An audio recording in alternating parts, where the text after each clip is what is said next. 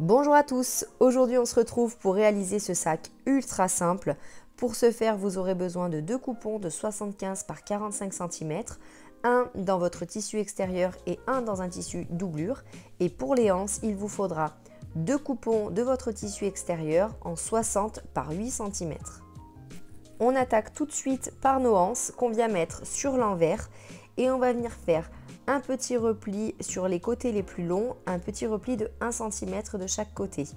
Aidez-vous bien sûr de votre fer à repasser.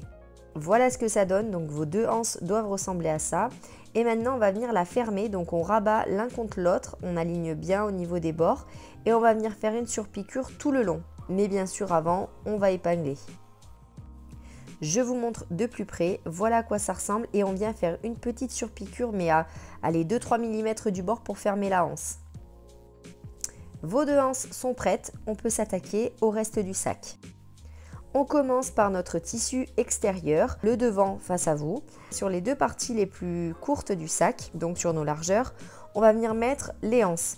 Vous allez mettre la couture de la anse plutôt vers l'extérieur du sac et on la place à 13 cm du bord. On met l'autre extrémité de notre anse de l'autre côté. Pareil, vous faites bien attention à ce que la couture soit vers l'extérieur du sac et vous la placez à 13 cm du bord. Également, vous faites attention de ne pas avoir fait de nœud avec votre anse, qu'elle soit bien droite comme vous pouvez le voir sur la vidéo. Et on vient ensuite faire la même chose sur le côté opposé du sac avec la deuxième anse. On maintient nos anses avec une épingle et si vous le souhaitez, vous pouvez d'ores et déjà faire une piqûre à 5 mm du bord pour les maintenir en place.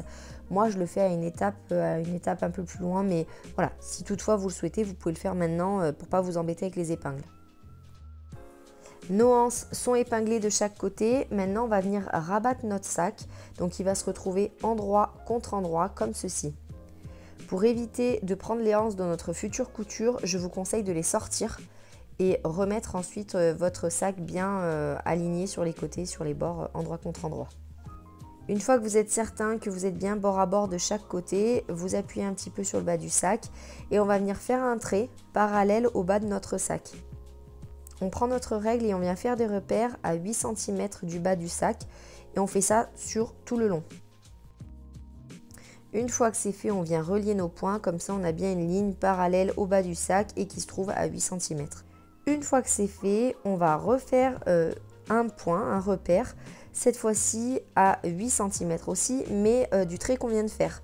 Donc vous refaites exactement la même chose, mais comme repère, ce n'est pas le bas du sac, mais notre trait précédent.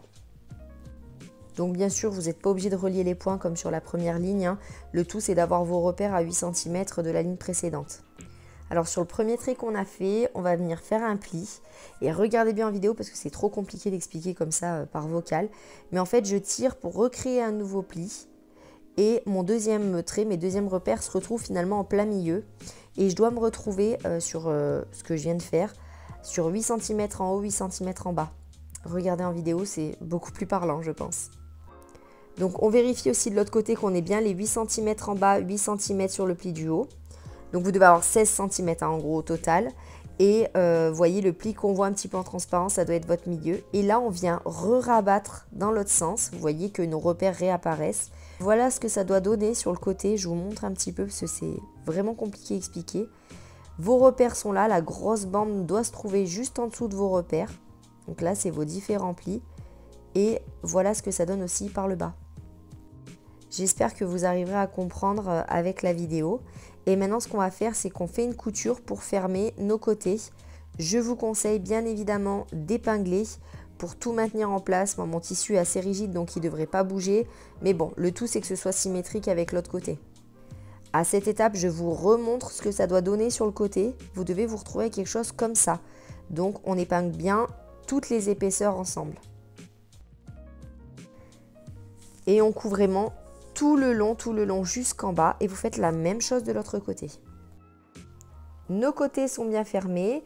Maintenant, on va venir faire notre point sur les anses à 5 mm du bord pour les maintenir en place. Une fois que c'est fait, vous pouvez enfin retourner votre sac et le mettre sur l'endroit.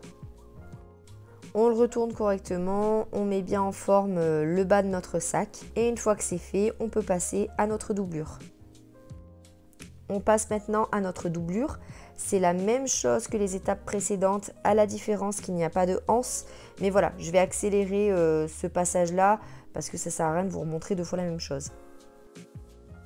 Notre doublure est faite, vous allez la laisser sur l'envers et on va venir l'ouvrir comme ceci et on va venir y insérer le sac qui lui, attention, doit bien être sur l'endroit.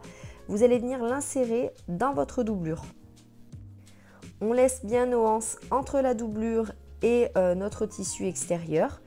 Et ce qu'on va faire, c'est qu'on va venir faire coïncider les bords du sac. Et bien sûr, nos repères, ça va être les coutures côté du sac. Donc on prend les coutures de la doublure et les coutures du tissu principal et on va venir les faire coïncider et on va épingler tout le tour. Attention, bien sûr qu'on laisse une ouverture, je dirais à peu près 10 cm pour qu'on puisse ensuite retourner le sac sur l'endroit. Et voilà, on a bien épinglé tout le long, on a laissé notre ouverture. Vous pouvez venir faire du coup une couture à 1 cm du bord tout autour, mis à part sur cette ouverture. Une fois que vous avez fait votre couture à 1 cm tout le long, vous allez venir insérer votre main par le trou que vous avez préalablement laissé. Et là, c'est la partie la plus cool, mais aussi celle où il faut faire quand même attention et ne pas tirer trop fort. On vient faire sortir le sac par le trou et on le remet sur l'endroit. Voilà, on vient remettre notre sac en forme. On met la doublure à l'intérieur du sac, là où elle doit être à sa place. Et je vous conseille de passer un coup de fer à repasser pour que la doublure reste bien sur l'intérieur du sac. Une fois que c'est fait, on va venir faire une surpiqûre tout le long du haut de notre sac. Ça va vous permettre deux choses. La première, de bien garder votre doublure à l'intérieur du sac et qu'elle ne ressorte pas. Et la deuxième, ça va être surtout de fermer le trou qu'on a laissé préalablement pour pouvoir retourner le sac. Donc au niveau du trou, on fait un petit repli sur l'envers comme ceci pour que ce soit propre sur l'extérieur. Et voilà, notre sac est terminé. Comme vous avez pu voir, il est super simple à réaliser. Et regardez-moi les finitions de côté, je sais pas vous, mais moi j'adore. Je vous dis en tout cas à très bientôt pour une prochaine cousette.